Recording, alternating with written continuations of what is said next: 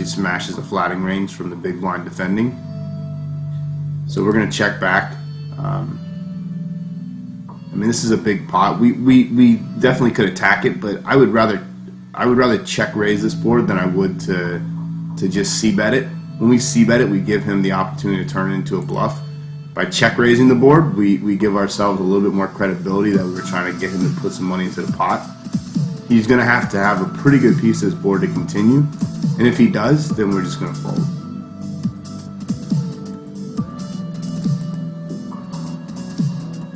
So he calls again. We're just going to check back. So we absolutely had it. 5-8. That's a terrible call by him. He really should have been looking to just check that down and hope to get to it. There's nothing wrong with taking a stab at it, especially on the turn, but the reality is that he's not very often gonna. Here's the way I look at this. If he's gonna take a stab at the pot like that, he really should be leading out. He really should be donking the flop, right? Because if I completely brick that board, then I'm likely going to fold. I could float one street and see what happens, but more often than not, I'm just going to fold, especially with the stack sizes behind, with the effective stack sizes to pot ratio. It makes it very difficult for me to float on that board, especially knowing that he could have a random hand.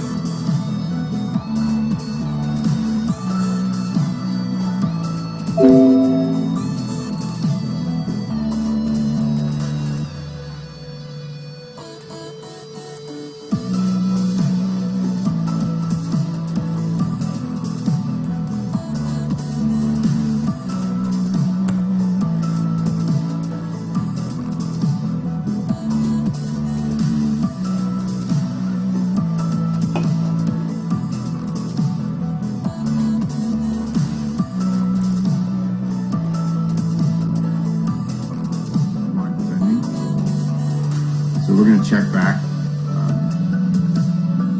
This is a big pot. We definitely could attack it, but I would rather check raise this board than I would to just c-bet it.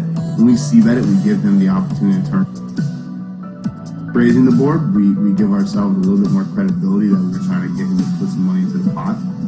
He's going to have a pretty good piece of this board to continue, and if he does, then we're just going to fold.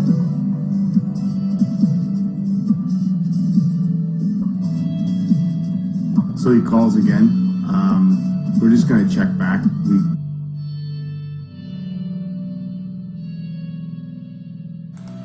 So one of the things I want to say about that last hand in the top right in the 933 is that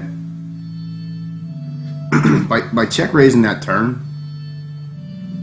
we did two things. One, we got more money in the pot when we're ahead, and two, we bought ourselves a cheap showdown. So if we just flat the turn bet, right? So on the turn when he leads out, we have two options, right? Or we have three options. We can fold. That's not a good option. That's a losing play in the long run, in my opinion, especially having the 10 of clubs. We can flat. Flatting doesn't give us any information. All it really does is it allows us to see a river and then make an assessment from there. Or we can raise, right? And so we didn't check raise because we knew we had the best hand. We check raised because it was going to basically allow us to get to a cheap river. If he barrels again on the river, if he donks out again on the river with a fairly large bet, we're going to fold because we're never ahead at that point. Most of the time, right? There's not a lot in his bluffing range that he's going to lead turn and river and we're still ahead, especially with just pocket tens. There's really a lot of river cards that don't improve his hand, but do improve our hand as far as our ability to make a better decision. So I like to check raise on the turn.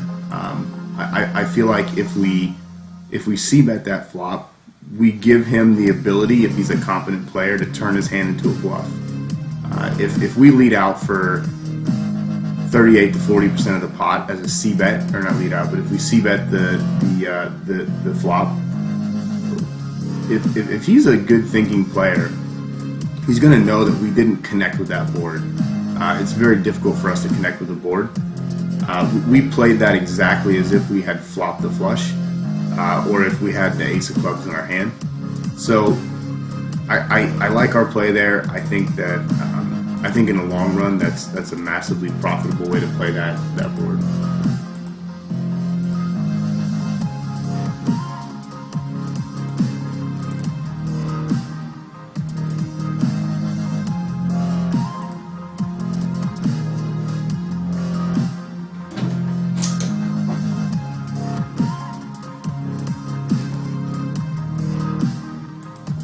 Alright, so the Jack 3 we're just going to fold. There's no need for us to get too crazy this early. Blinds are relatively low, there's no antes in play at this point. So we're going to play pretty straightforward at this point. I don't really know too many of these players actually. I don't think I've ever played with actually most of these guys. And if I have, it's not enough for me to remember. So you'll notice that I don't use a HUD. I get asked quite often why I don't use a HUD. I hear arguments why I should use a HUD. I don't like HUDs.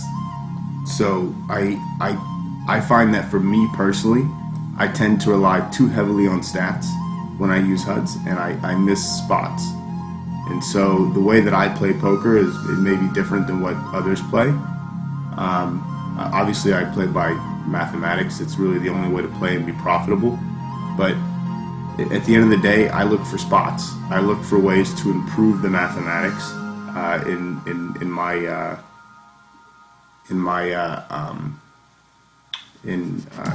game.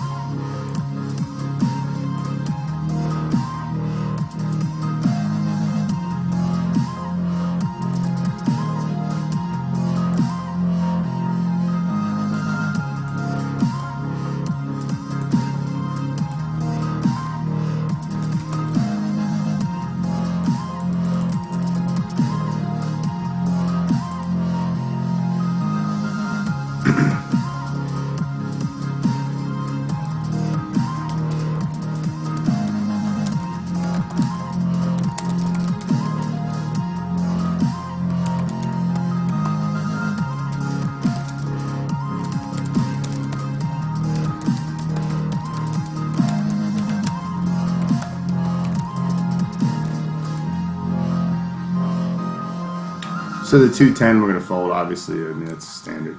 So the ace queen, believe it or not, and you know this may be a bit nitty, but I tend to not play the ace queen as much, especially ace queen offsuit from early position this early. Ace queen offsuit from early position is absolutely a trouble hand for most people. The problem with it, and so we're not doing anything here. There's definitely a lot of people that would argue that this is a shove, no matter what, because of the fold equity. But we really don't have much fold equity. There's already 18. There's already 23 in the pot. We're only shoving 85, so he only has to call 6 to win 10. So I mean, it's really not worth it. So here we're just going to check. Yeah, I really don't see a point in c-betting the board. You know, like I said, I'm really not attacking pots this small this early. You know, if he throws a bet out right there for like 105, 109, something like that, we may call it just to look him up and see if he's trying to steal the pot. It would depend on his bet sizing. If he bet pot, we'd probably just fold. We'd have to be right way too often to make it profitable. But if he threw out just a third pot stab at the trying to take it down, we would definitely look him up. We would only have to be right like 1 in 4 times to be profitable. So we pick up a backdoor. It's really not worth continuing, so we're just going to check fold the hand. So this is a shove. Jack 9 suited actually plays pretty well, and if we get called, we're likely going to be flipping, and we're okay with that.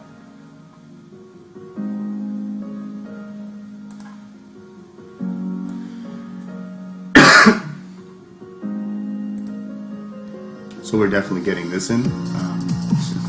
Folding jacks pre with 10 big blinds is, well, it's a mistake no matter what. So there's two schools of thought here. So we could just raise to induce action. I don't really like to do that. I actually think raising a 10 big blind stack from late position looks way too strong. I may do that as a bluff, just to try to pick up some blinds and antes if I think everybody's going to fold. Like if this 5K stack's not here, I may try doing something like that with a much weaker hand. But I would never min raise with the intention of folding. I would min raise just to make my hand look stronger than it is. I would be doing it with something like, King 10 off or something like that. So this is what I'll never understand, is when somebody limps with 17, so 18, almost 19 bigs from late position. There's not too many hands that you really should be limping. I mean, he could be doing this with ace king or some kind of premium hand trying to induce. But I gotta tell you, I don't see the merits of limping behind like that. You'll notice that I didn't raise. I didn't raise for a specific reason. So he bets pot. Okay, bravo, good for you. Take it down. You'll notice I didn't raise ace jack there for a couple different reasons.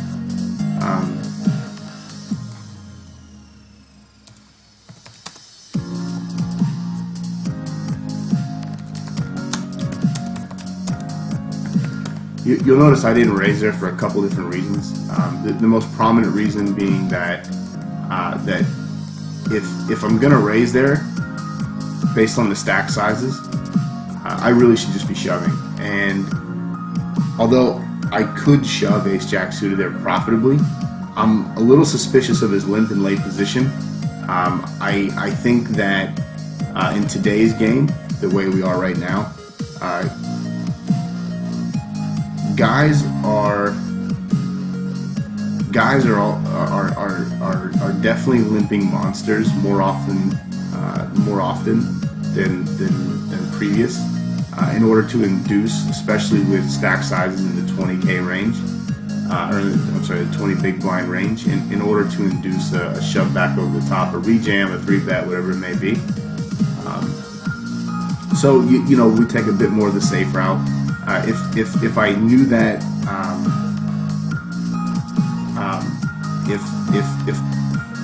if I knew that who that player was, if I knew more about them, I would be more willing to 3-bet right there, depending on the dynamics of the player. So this is actually a great board. It's hard to connect with. We were the pre-flop raiser, so we're going to continue our aggression. I think we take this down more often than not. This is not one of those times, so there's straights and flush draws out there. We're just going to check, give up. We could continue to barrel at it and try to pick up and try to pick up this pot. We could definitely 3-bet this, but it's just not worth it. The blinds are still low. There's no antes. To me, getting overly aggressive for the sake of getting aggressive, just to pick up a pot is really, it's just a terrible way to play. I'm not Gus Hansen or Tom Dwan, so those types of players absolutely do fantastic with playing ultra aggressive or hyper aggressive. Hyper aggressive is not my style. My style is more about putting pressure on opponents in key situations. I don't like to just call down. It's not really my style. So if I'm going to get into a pot, I'm going to be raising. If I feel like I could be beat, or I feel like by applying pressure I'm not going to win the pot and I don't have showdown value, then I'm just going to give it up and move on to the next hand. As you'll see when I get later in tournaments, I don't tend to